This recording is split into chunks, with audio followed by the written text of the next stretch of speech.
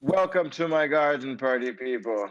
It's another party time. It's another Thursday, and we're here with Auryn Macmillan, one of my favorite humans in blockchain, the highest ranking officer of all DAO paranoia, never ceasing to amaze, creating every new step of the curve. This guy's involved in it, and for me, it's exciting to have you on, Auryn. How you doing today?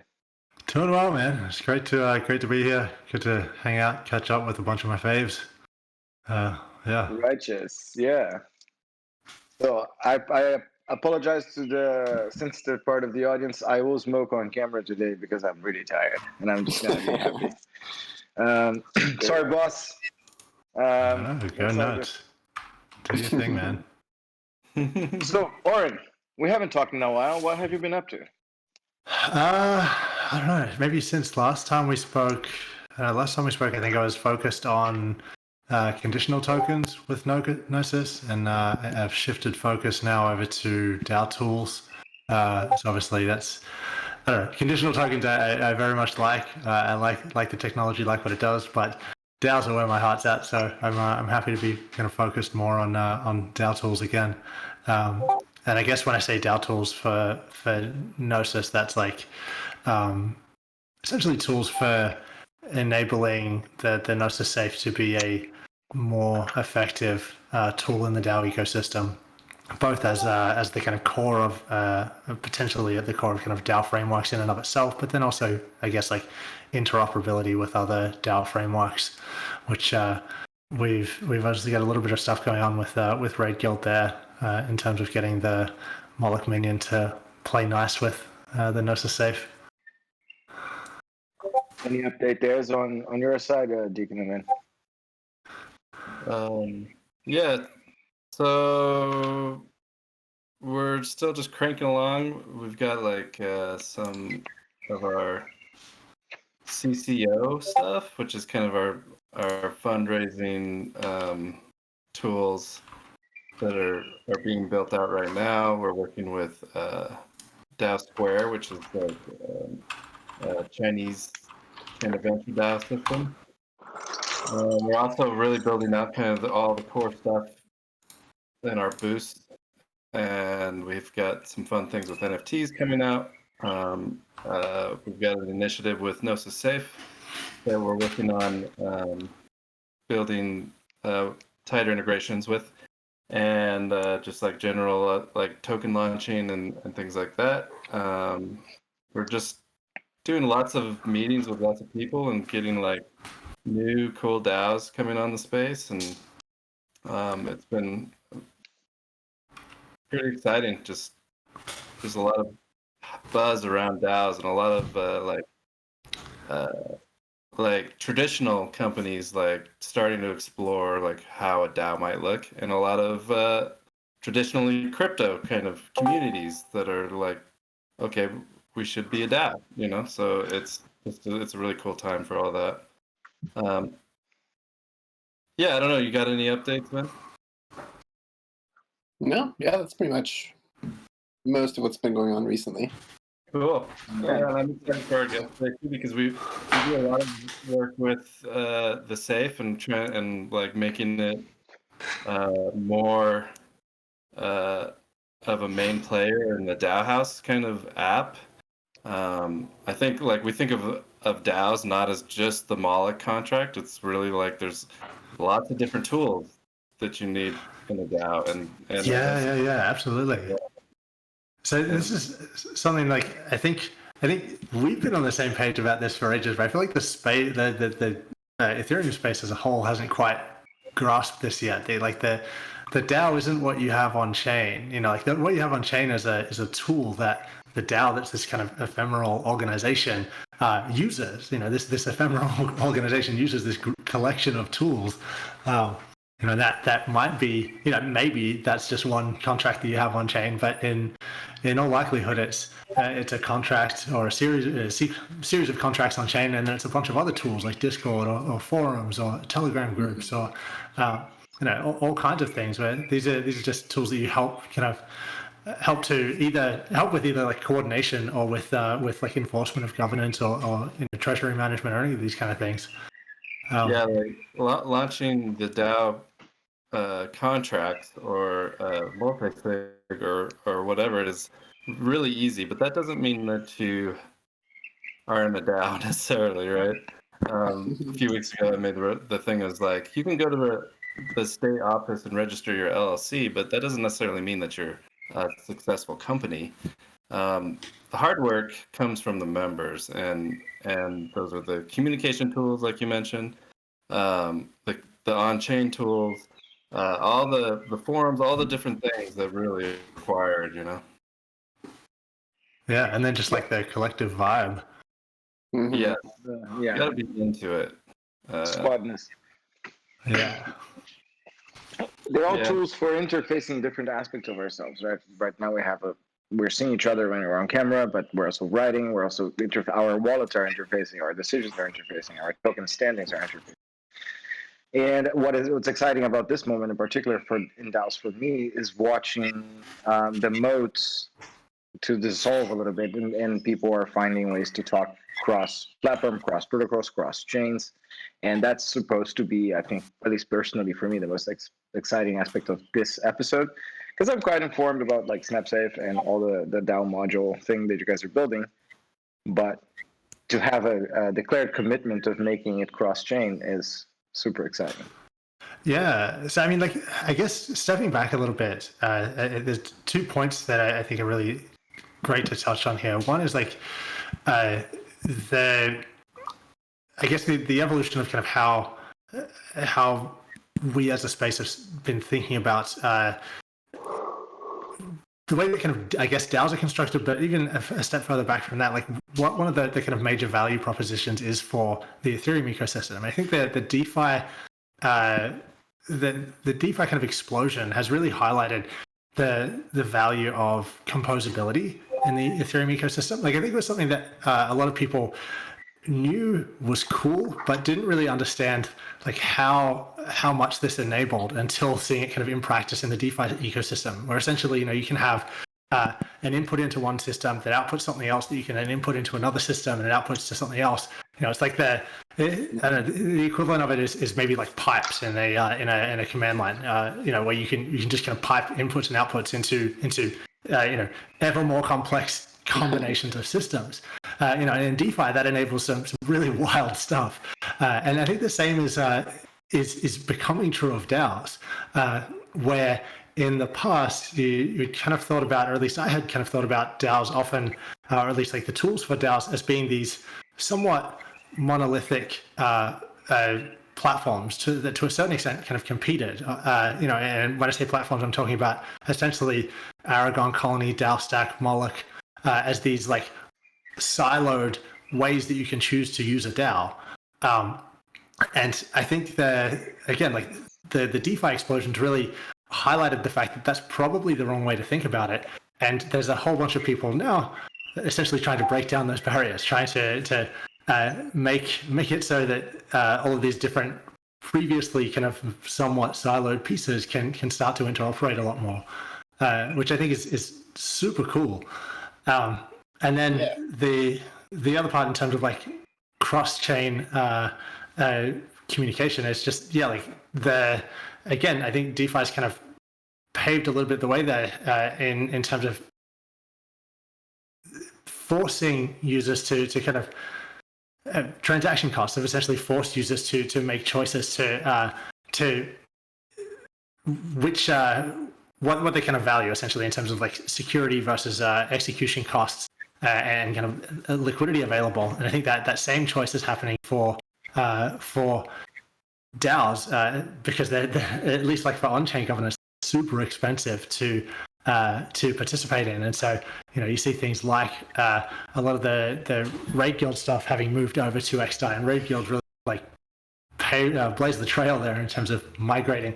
But that migration in terms of like DAOs and then also in terms of DeFi is now forcing is a forcing function on creating like communication pathways between those networks. And as this, I guess, ecosystem of layer 2s and side chains and just other blockchains in general kind of starts to proliferate. And then beyond that, once you start thinking about sharding as well, having kind of efficient communication pathways between organizations and between those networks, and then allowing kind of organizations to extend their tendrils out beyond the execution environment that they've chosen, I think is going to be really, really important for organizations to be able to function in a way that's kind of coherent with their governance decisions or governance design, but still give them that flexibility. You had a really good tweet the other day that was about like finding some kind of standards for this, because right now we have different ways from going from XDAI to mainnet, like through AMB, or you have Polygon has their way, and you have Connext. You have all these different things happening, but no real standard. So it's like we're stuck building 5 different solutions for doing the same thing. Yeah, totally. So I kicked off a discussion on Ethereum Magicians to start talking about this a little bit more, and hopefully we can start working towards a standard. If anyone has any comments to throw in on that or wants to chime in on the discussion, then I would absolutely welcome it. There's a huge post in the response that I haven't read properly yet, so I need to get it in and comment on my own thread. But it seems to be picking up a little bit of traction. Feel free to link anything that is relevant that comes up in the discussion. Feel free to drop it in the house party chat. Our listeners and us will definitely scour through it afterwards or during the episode. I think one topic that might be slightly polemic, but I think it's worth bringing up. People who have been around the DAO space for a while. I think also this let's say the softening of the membranes between the protocols and platforms is also a great way to defend against the biggest single point of failure, which we've had in the DAO space so far, which is sort of any type of founder failure or core team failure in the different frameworks, right? I think that has claimed more dreams than anything else. Do you have any thoughts on this? You've been in many projects and been around for a long time. Yeah. I mean, I think that's a...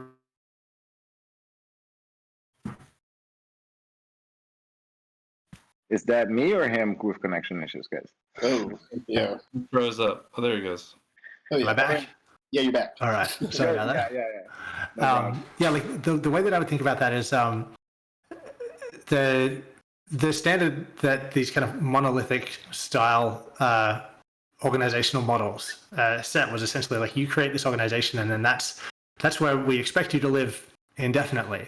And I think it's naive to think that one system is absolutely going to serve all of your needs for the rest of forever.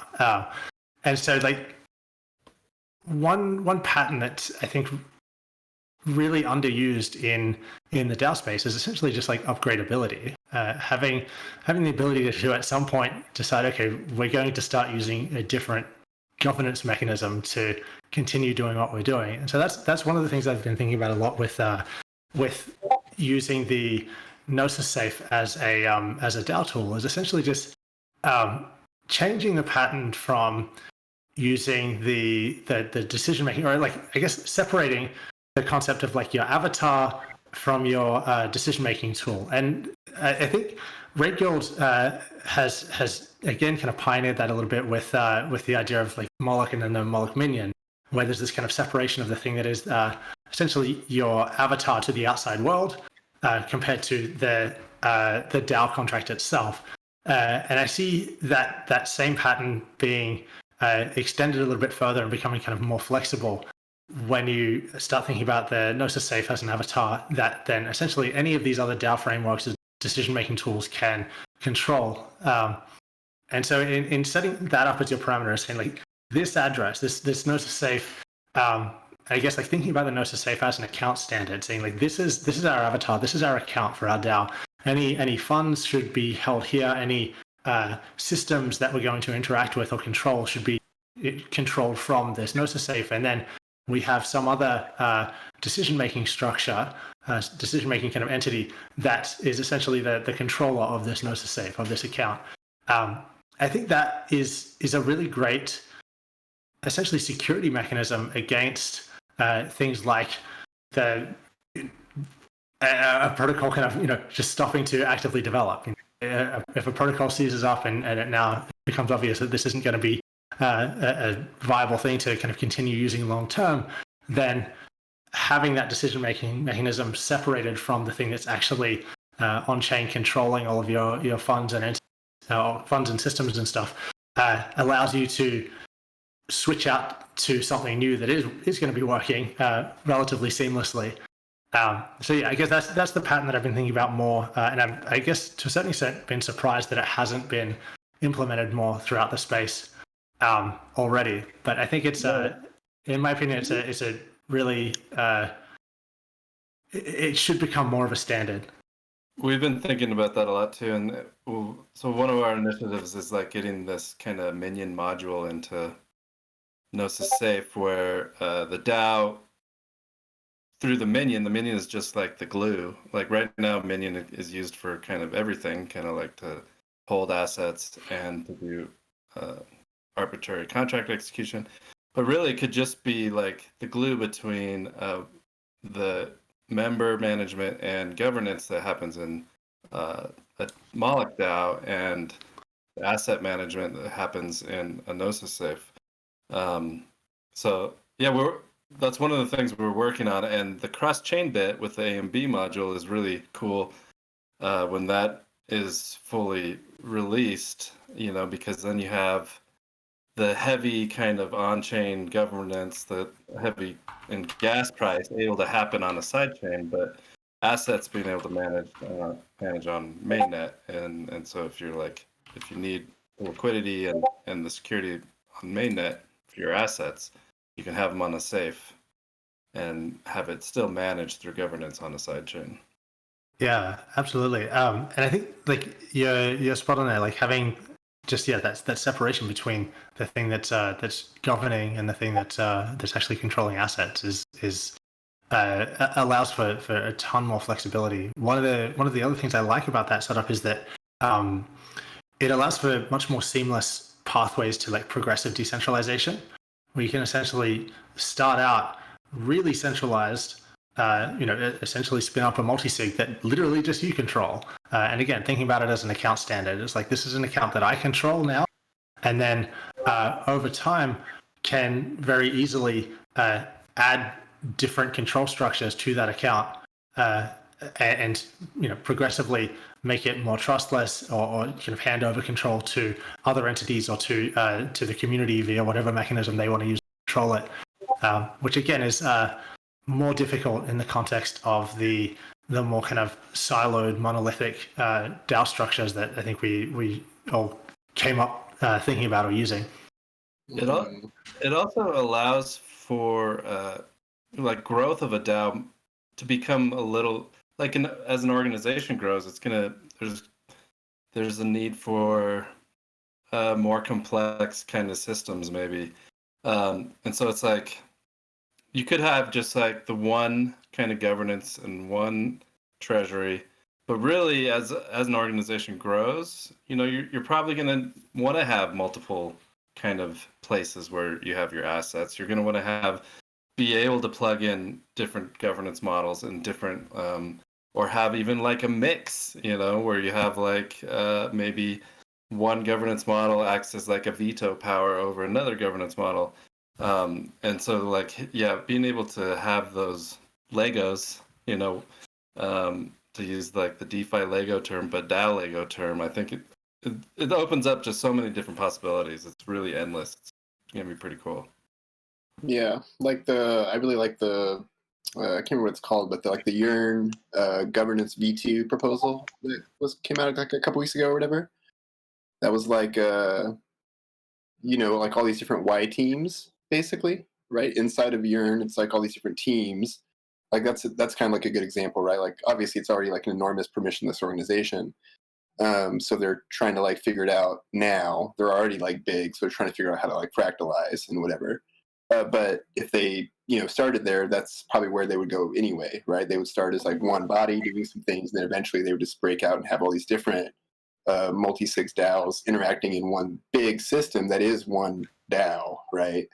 But they have like all these different autonomous, whatever contracts and membership components and governance modules that these different Y teams in this example are like choosing themselves, right? Because maybe they're designers over here and they like this governance mechanism, and maybe they're devs over here and they like this governance mechanism, and so on and so forth, right? But they're all like connecting with like this one. They have to be connected to something or somewhere, right? So. And we're just kind of starting there, but it'll be, I don't know, I love that proposal. I'm really interested to see like how that ends up playing out, because that fits the kind of web model of organizations that in general, right? Like going back to your point, Warren, about like those siloed projects, like, I mean, we could have theorized that, right? Like that wasn't going to work because it's like not how, but I think you're a good point on the DeFi summer though, that like really exposed like how strong like collaborative composability can be. Because you can just like use an entire protocol as your backend or something, and now it's whatever, you can just plug into each other. But yeah, it'd be really interesting to see how that plays out. Yeah, for sure. It's funny that your mind went there. Like that's immediately what I was thinking as well. Like as you're bringing it up, I was just copying that thread, because it's what they've kind of designed there is a pretty unique system, and like. You're kind of spot on. Like it's a humongous organization already, but like as of right now, has pretty centralized control.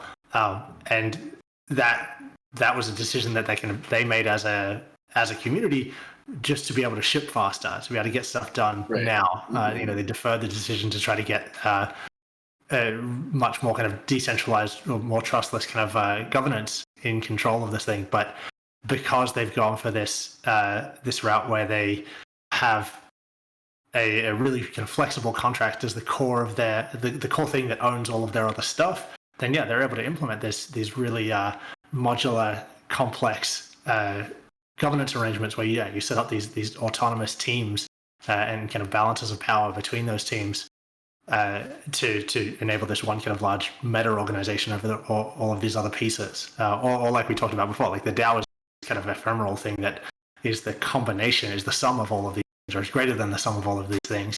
Right, and all the sub teams are also ephemeral, right? Like they exist as long as they create value, and then it's fine to wind it down and to spin up a different team that can create value elsewhere, right? Right. It's just a rapidly innovative fucking human coordination machine, Yeah.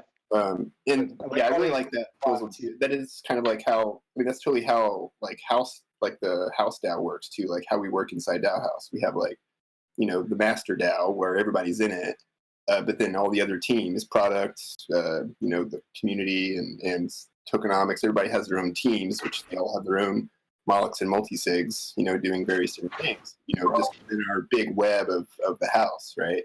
Yeah, and if you look at like Uberhouse, which is then a combination of all the different DAOs that have used DAOhaus. And so you get these like organizations that aren't so clearly defined, right? As like it's just this team and this team and this team. With members moving out. Everything's bleeding on to each other in different ways. Like even with our circles and House DAO, which like one of our circles are the Paladins, which are kind of our DAO ops team. Now they're like going off and doing DAO ops for other DAOs. So they started as just as this circle as a kind of sub DAO for us, but now it's like, okay, they have the skills to go do something for someone else, so why not? So you get these like DAOs just moving around, all connecting to each other, and doing different things. Pretty interesting. Yeah, I feel that the trend is that the squads, these groups of high trust individuals that are in the same trench together, solving similar problems, and they are the ones doing the training, the onboarding, the sophistication of the workflows. They're the ones bringing people that are newcomers to like veteran status. These squads are what's going to become legendary, and the DAOs are most likely going to fade to the background as these amorphous, sort of fuzzy, mycelium-like things right? So imagine that DAOs are leagues of teams, but the teams are the ones who are going to get their sort of point across, and it's going to be the tip of the spears where knowledge is going to be generated and stories are going to be told. I really feel this starting to happen. Yeah, I like that take too. Yeah, I can see that. Yeah, we always thought that DAOs were like the most important thing, but really it's just a matter of connecting humans in general, right? It's not really about the DAO; it's about the humans, right, and the teams. I forgot the name in English when you have those complex machines where the ball drops and rolls The down. Rube Goldberg machine. Yeah, sorry, I'm not a native speaker. But yeah, the DAO pipeline is just a way for this silver balls to drop and roll, and let's imagine that these silver balls are units of human attention, right? And that's also, I think, the other mega trend is that we're not going to be talking about token transactions like atomized transactions anymore. We're going to be setting up streams of value between squads and teams that represent a sustained attention over time on a problem. Like this is such a more interesting way to think about an economy than thinking about a settlement layer for transactions. You know that. Yeah, that's already happening, right? Like Raid Guild's doing engagements through streaming funds. If there is a string to this season of House Party, is definitely this direction. Like these 3 episodes that we've put out so far. Yeah, there's 2 sides of the spectrum, and this is maybe something that Auryn could talk about. Auryn, sorry. That's fine. You have like a trend, and I think these things will probably end up working more and more together, just like we were talking about. But you have a trend towards like minimizing governance and making things more autonomous, or like making things more human, and maybe not like minimizing governance so much, but making it very transparent, and like having that more human part of an organization, or having a more autonomous part. I guess those are 2 sides. I feel like it's just a spectrum between extrinsic and intrinsic values based on the context of the community, right? Like if it's like entirely financially driven, like some DeFi thing, then it doesn't really, it can be like more whatever. It's just financial incentives that you're worried about. It's pretty easy. But if you need to start like wrapping up intrinsic values into that, then it tends to like mean more towards the human side of the spectrum, maybe. Yeah, like where does like the futarchy kind of stuff fit in, or where does the actual need for someone to make a decision and the community to agree on it? Right, I get what you're saying. I think, like, I don't know. I don't necessarily think that there's I don't think it's a dichotomy there. Like, I think there could very well be organizations that mix and match depending on the type of decision that's being made, depending on the kind of scope of the decision. I very much see like the ability to have like local decision making handled by the people that are local to that decision being a really important pattern. That's one of the reasons that I really fell in love with Colony's design, is the kind of internal organizational hierarchy that allows you to set up really local decision making, really contextual decision making, and to delegate autonomy to individuals or small groups of people to manage some limited scope of an organization. And then, to set up kind of concrete escalation paths up to the top level of the organization, and then also to have like different mechanisms throughout that entire kind of organizational hierarchy. Is a really beautiful design. Obviously has the potential for like unlimited complexity. You could make a huge mess of it. So it's beautiful on paper when you kind of describe it like that, but it could also humongous mess if you kind of did it wrong. Like, I like to think of the universe as an analogy, which is like totally too much for sure. But right, I mean, if you try to think of like everything that makes the universe work, you're like, holy shit, it's so complex. But then at the universe's level, it's actually just like probably 2 things actually happening, right? It's just like gravity and entropy or something. It's like really just like these 2 minimal things. But because of those 2 like minimal things, like eventually whenever we get to some standards of human coordination or whatever, those will be the things, and then there's just like infinite ways that they can be combined and used and created and whatever. But the actual mechanisms themselves maybe get like more. Maybe that's like where the trust or the government's minimization stuff comes into play. Just like removing complexity out of all this governance stuff. And I mean, I think a lot of that it is helped by pushing decisions down to local decision making. It really like that does really remove a ton of complexity of governance, like in general, from like small bodies and large bodies. Right. Yeah, if you look at like the raid guild model, it's these smaller raids, which usually will use a minion or a safe or a combination of those, but then the guild is this larger entity with the main treasury that it and divvies out and has like the larger kind of presence and identity and networking power. It's actually kind of interesting. The first DAO framework me and Vin and Sam started building was like using the old Gnosis multisig and like patchworking it together, and we called it a decentralized autonomous organism. But it kind of goes into what like Vin was saying about like how it can get complex, but really like the building blocks don't have to be because we can do this. These Legos, Ideally, at least, we're still in exploratory mode, so which is fine, right? Like we should go crazy and explore all these things on the fringes and things, because that's what we have to do to experiment to really find what works for humans. But eventually, right? Like we'll figure out what the actual magic sauce is, and then it can be minimized to that, and then hopefully anyway. Which touches with the first point that we discussed today, which is the standardization issue. And I silently in my head made a statement, which is of course I'm not a developer, so it's easy for me to say, but I'm totally fine with parallel development experimentation and the double work thing. I think having slightly different takes with different biases, with different cultural backgrounds and whys and hows and what's driving those experiments is good right now. Like, for example, I think everybody loves Gnosis. Gnosis is sort of the uncle of everybody in the space, but also if everybody has the same criticism to Gnosis, it's like, well, yo, this shit is always way too complicated, like auctions, blah, blah, blah. It's very German, right? The way Gnosis does things. And it's fine, and it's good that we have a German company doing things the German way, and then you have like this sort of more lean, move fast, break things, almost punk rock like style of DAOhaus doing things. It's very punk rocky. And I personally would always defend moving forward without agreeing and sort of just rocking it kind of a thing, at least for now. I think when we get too seduced about the idea of a standard, we start to take heuristics too seriously in our heads and get a little bit less creative.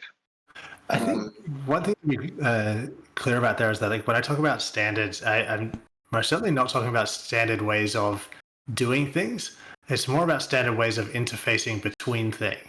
Right. Like standard ports. Exactly. I mean, it's just like power outlets. Standard shape power outlet that you plug whatever device you want into the wall. It's the same kind of thing. Like if you have standard inputs and outputs, then radically different systems can interface with one another. Again, like pipes in a shell or in a bash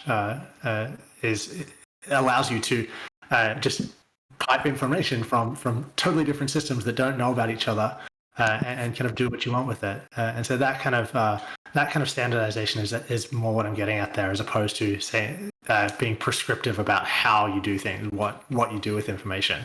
No, totally. It wasn't a diss. I'm just saying it's something we should arrive at instead of seek out.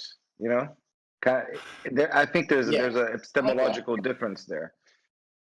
Yeah, I mean that's difficult too. Like like the EIP process is not something that you kind of arrive at. It's people deliberately going and trying to design a standard, trying to take into account the use cases that they are aware of, that they can kind of comprehend, and kind of predicting use cases that may exist. But like that process exists because if you go the other route, you end up with hundreds of competing standards.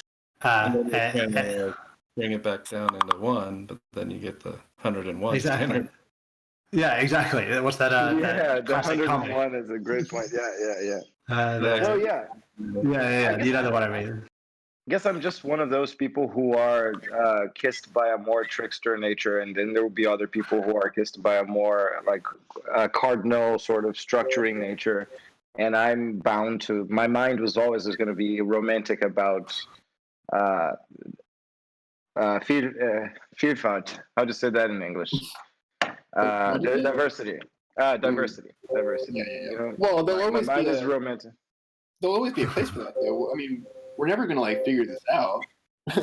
We're never gonna like have it figured out. Like, we're always gonna have to like explore on the fringes and like, pushing the boundaries further once we, like the standardization of inputs and outputs is, will be enormously valuable for like the vast majority of potential use cases, for example. But then we'll always be pushing the boundary. You and me, particularly Felipe, will be punk rock as fuck and just like pushing that shit as far as we can. That'll always be happening, So and both of those will always be creating value. Yeah, I mean, we'll never. Yeah, I don't assume we'll ever have it figured out completely. All right, let me just check. Okay, we have a good time ahead of us. We still have 25 minutes. I just want to remind it that we are all here for interdimensional DAOs. Just a reminder. Right. Well, so, yeah, let's use the kind of standards as a segue there. So like the reason that I started thinking about that standard was because I wrote this arbitrary message bridge module for the Gnosis safe, and so this allows you to control a Gnosis safe on one side of an arbitrary message bridge from account on the other side. And the use case that I'm thinking about there is Gnosis safe on mainnet and DAO on XDAI. So your DAO on XDAI can control the Gnosis safe on mainnet. And effectively, the Gnosis safe on mainnet becomes the avatar for this DAO on XDAI. And so earlier when I was talking about kind of thinking about safes as an account standard kind of avatar for other organizations, this is the kind of stuff that I'm getting at. And where I see this going is essentially enabling these organizations that have kind of a constellation of accounts that they control across a whole bunch of different networks and potentially on the same network as well. I think Yona is a great example of this. But you can imagine a DAO or an organization choosing a kind of home execution environment. So in the case of Rakeal, to live on XDAI, but not being kind of bound to XDAI in terms of where they can control funds and systems by virtue of using kind of systems like this arbitrary message bridge module. And like Deacon pointed out at the start of the call, the challenge with it is that, or one of the challenges with it is that there isn't this like standard interface between bridging mechanisms. There's the arbitrary message bridge for XDAI to mainnet and XDAI to a handful of other places. And then, like if you want to go mainnet to Polygon, I think theirs is called the data bridge, maybe, and they have a totally different interface. And then each of the rollup solutions have their own version of this with totally different interfaces again. And so like this challenge there to try to find some kind of standardization to help enable these interdimensional DAOs. And I mean, that standardization might be something that people implementing bridges to new new layers or to new side chains or anything like that implement into their bridges, or it might be something bolt on top of the existing bridges to enable essentially easier development. Because I don't want to go and write a new bridge contract for every single chain. Mm-hmm. Although that maybe end up being what has to completely out happen of my anyway. depth. Yeah, in technical terms of what needs to be created for this to exist, I'm completely out of depth. But get on it, man. Just get on it. What do you need? I'll bring you sandwiches. Oh, we on it, doggy. We on it. Yeah, sandwiches would be great. But no, it's a fun challenge, and it's like DAOs that are essentially a constellation of different systems. I think is really cool. I look forward to seeing that evolve. Speaking of different chains, Gnosis Safe was on mainnet, XDAI, and other kind of open Ethereum chains. But so how are you guys? I just saw the tweet that now you're on Polygon and moving into other places. Like, how are you guys able to do that? Was that a big undertaking, or? Yes, I mean, anywhere that's EVM compatible, we can deploy to. The thing that's held us off to this point is the way that the Gnosis Safe contracts were written was designed to be really gas efficient, and so it omits a lot of events. And so because it doesn't have events in a lot of places, it requires a tracing node in order to build out a front end that is kind of useful. Rely heavily on having a tracing node, and so it's getting a tracing node up and running, and maintaining a tracing node is a real pain in the ass. And so doing that for every single network was going to be probably more work than it was worth to try to get them up and running and then maintain them. So the upcoming version of the Gnosis contract, I think it's version 1.1.3, adds a whole bunch of events in, along with some other really cool changes that we can chat about. But adds a bunch of events in so that we can essentially change the way that change the node requirement. So now, rather than relying on having this tracing node in order to make the front end function, we can rely on much less burdensome nodes. We can get them up and running much faster. We can also do things like set up subgraphs and use subgraphs to supply information to the front end. So it should be much easier for us to roll out to a whole bunch of different networks, which is why we now have this just now announced this to the roadmap of networks that we're planning to roll out. Polygon is one. It will be one of the first ones to roll out next, and then Arbitrum, since they're launching at the end of the month, announced yesterday, which is also really exciting. And then a handful of others as well. So this will be really cool. And this is, like, from my point of view, working on kind of DAO tools is one of the key features to enabling this kind of multi-chain constellation style organization that I'm dreaming of. That's huge for us too, because we're on using subgraphs. We're on Polygon, and we'll probably try to be on Arbitrum too. So having the same kind of patterns that we can use of bringing in a safe as a vault, and doing interesting combinations of things with safes on all the same in all the places. That's cool. Yeah, for sure. So the other really cool feature that I'm excited about with the upcoming version of the safe is this transaction guard feature, which essentially allows you to do kind of pre and post checks on anything that the safe executes.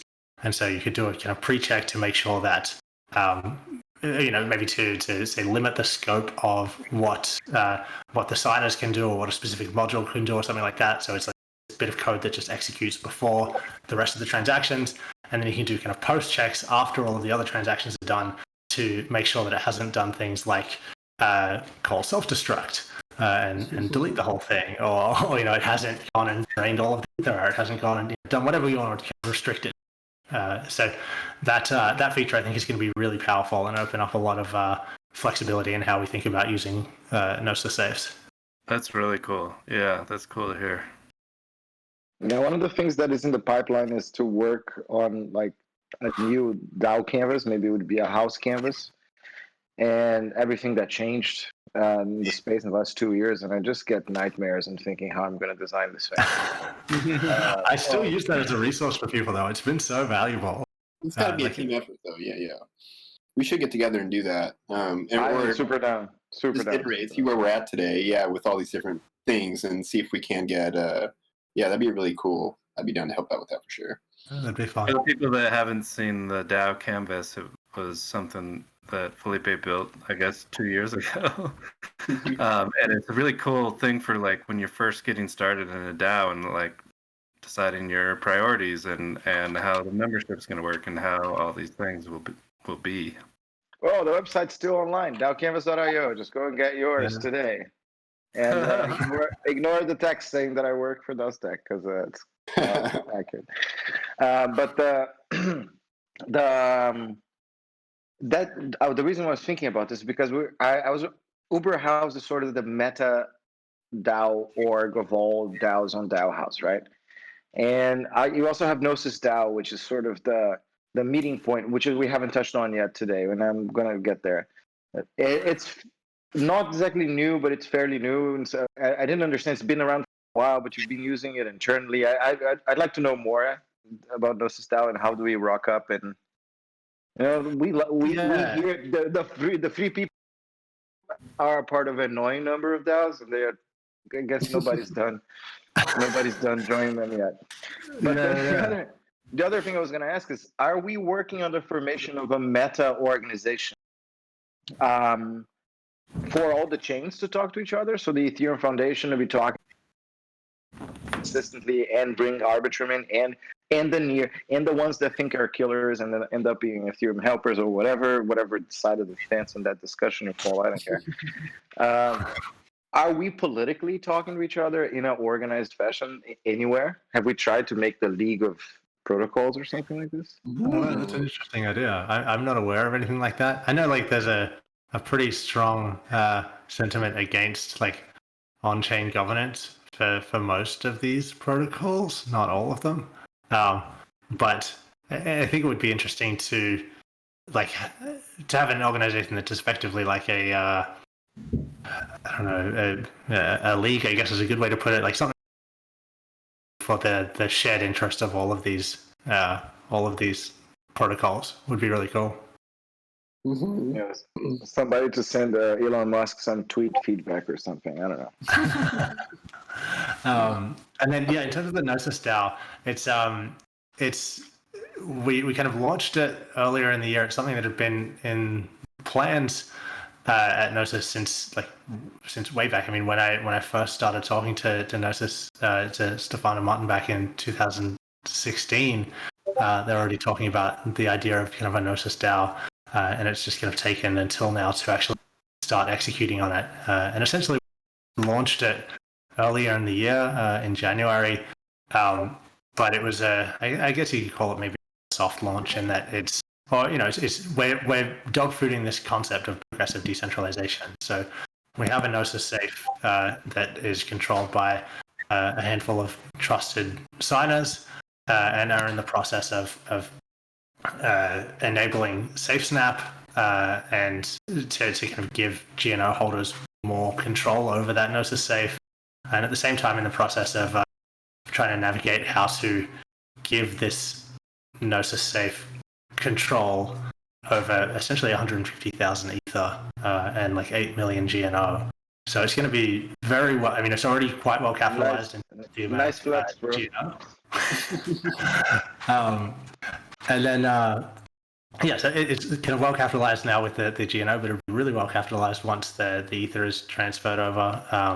That's it's a difficult thing to navigate, to go from a German legal entity to transferring these funds over to a DAO that has no legal entity associated with it. So that's essentially one of the things that we're kind of working through now, as well as just making sure that we're SafeSnap as a setup, which I think at this point we're pretty comfortable with, but it'll need to be the community that kind of initiates that process as well. And so like the idea of the Gnosis DAO is this progressive decentralization pathway that we've talked about and laid out. Essentially executing that for our own community, and then allowing that organization, I think, to become basically the steward of the Gnosis ecosystem. Yeah, that's cool. I mean, to your point, being that well, capitalized. I mean, that's a super common problem across, innumerable amount of projects in the space, right? So not that well capitalized, but oh yeah, certainly not that well capitalized, but whatever. Yearn's right there too, right? They have this multi-sig that has like a fuck ton of, tokens in it. So it's a super common problem. It becomes the longer you take to do that, the harder it gets to actually like do it, right? At least I'm noticing. I think that's one of the challenges, right? One of the challenges with this whole progressive decentralization thing is like if you wait too long to do it, then you end up with a whole bunch of legal hurdles to jump over to actually execute on it. Earlier on, when you're handing out play money, it's probably not such a big issue. Right. Yeah. That's not legal advice. Well, yeah, legally also, but just socially, right? Also, it's enormous. Like just transferring power when power is accumulated in one place that's a really, really difficult thing to do. So it'll be interesting to watch how you guys end up handling that. Yeah, it's interesting because people can say that they have they want to decentralize the power over 100,000 ETH, but once it comes to actually pressing that button, that's going to be hard for the few people that have total control over it right now, right? Right. Yeah, and then the thing is, I've used to work from full node. I know Silka, which is the head of legal for Gnosis, and so is she okay? Should I write her? Does she need a hug? She probably could use a hug.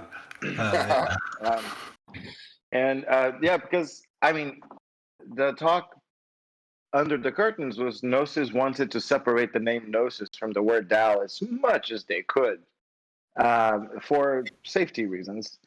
And that's why I was surprised that the name Gnosis DAO came so close together so fast. And I think this has something to do with Auryn. This has something to do with Beth. The newcomers, to the team. I don't know. Is that hard inside? Is in the group of like mindsets or is everybody excited to take a little bit more risks? Because the reason I say this is not just to do like a little bit of reality show blockchain gossip. I think Gnosis taking a stance has a sincere chance of influencing policy in Germany. And if you influence policy in Germany, you start to shift the European Union.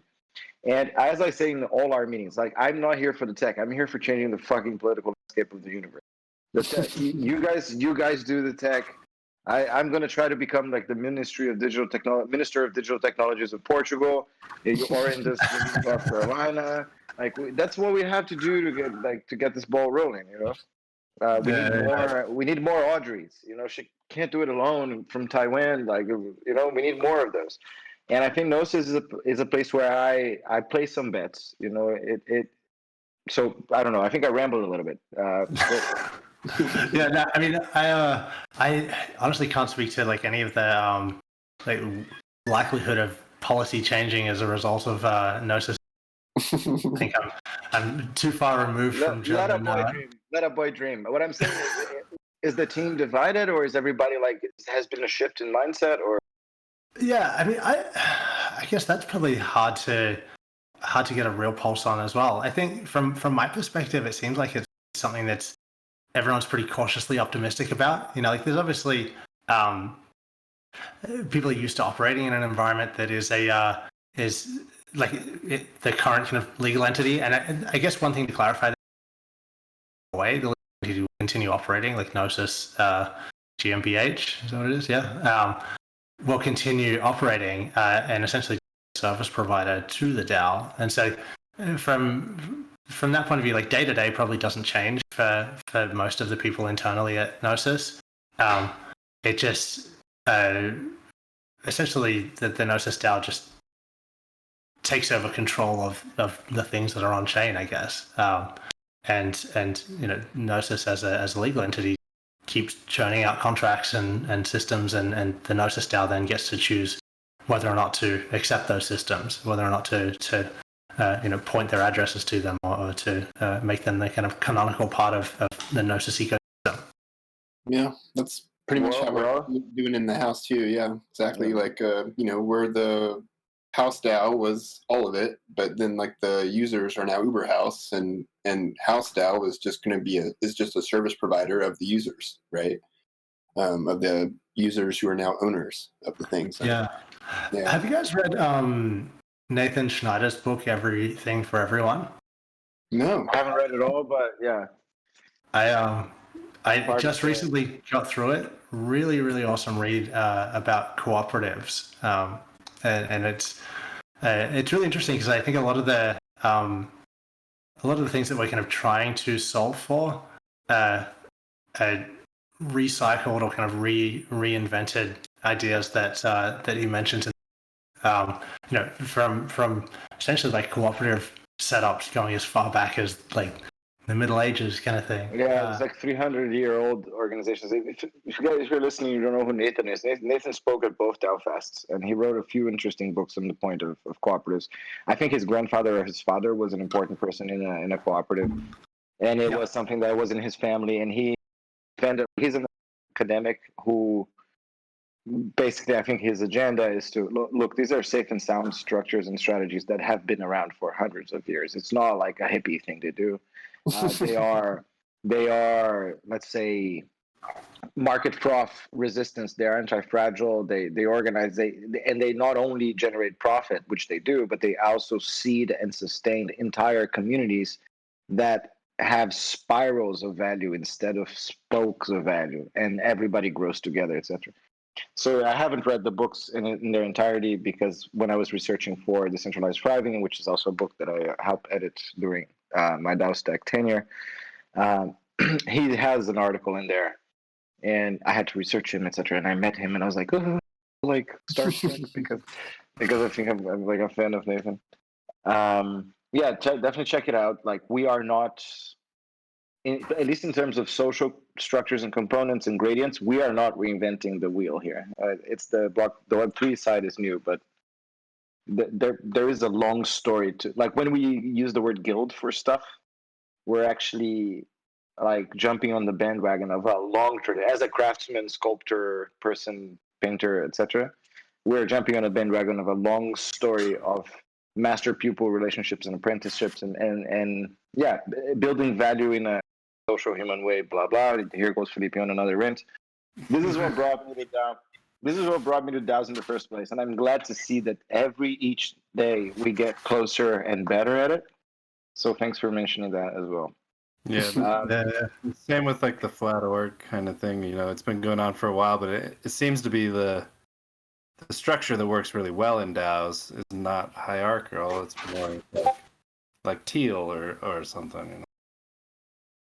Mm-hmm. Yeah. Auryn, we have 5 minutes left. When do we get share a schnitzel with you?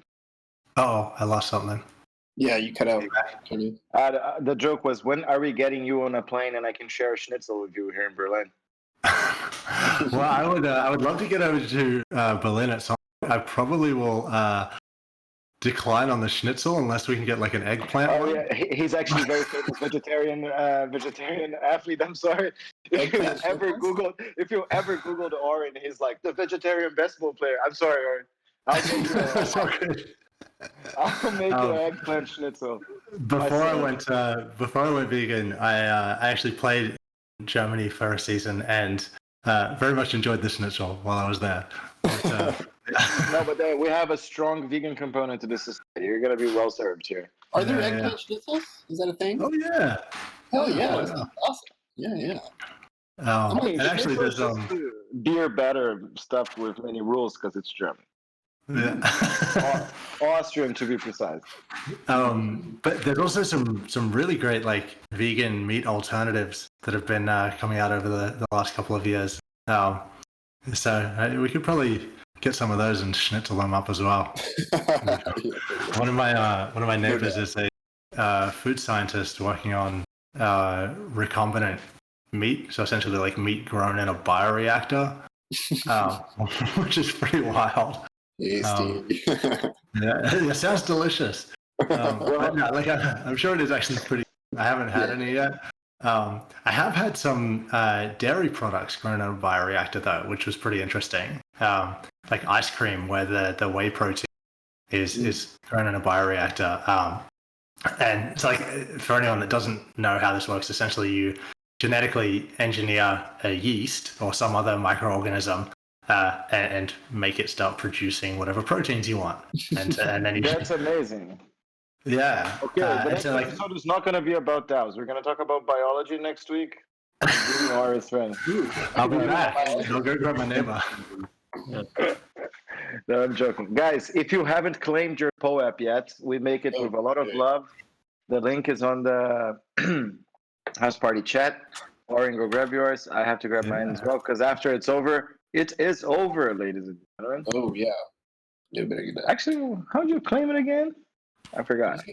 DM the bot with the password. Is the bot POAP? Or Yeah. POAP bot. Yeah.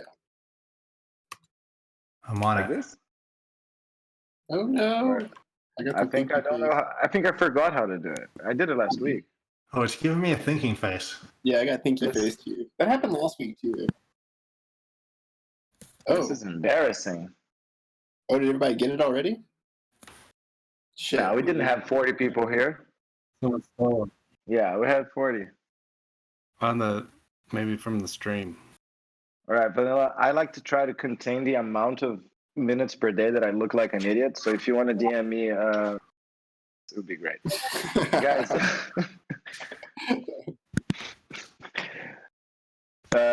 Auryn, I have to say from the bottom of my heart, thank you for coming. I'm so happy to see you again. You seem legitimately happy. It's been a weird year. Last time we saw each other in person was in Denver. That was a while ago. It was ages ago. Yeah, no, it's been great to catch up, guys. I really look forward to seeing you all in real life at some point in the future. Yes, sir. Yeah. Very soon. I'm going to thank you, my co-hosts and bosses, Mr. Van and Mr. Deacon, bro. Without whom I would be lost in this here house party. And with this, I close my garden. I'm back alone in my garden. All right, guys, have a good night. You gotta be well. Later, guys.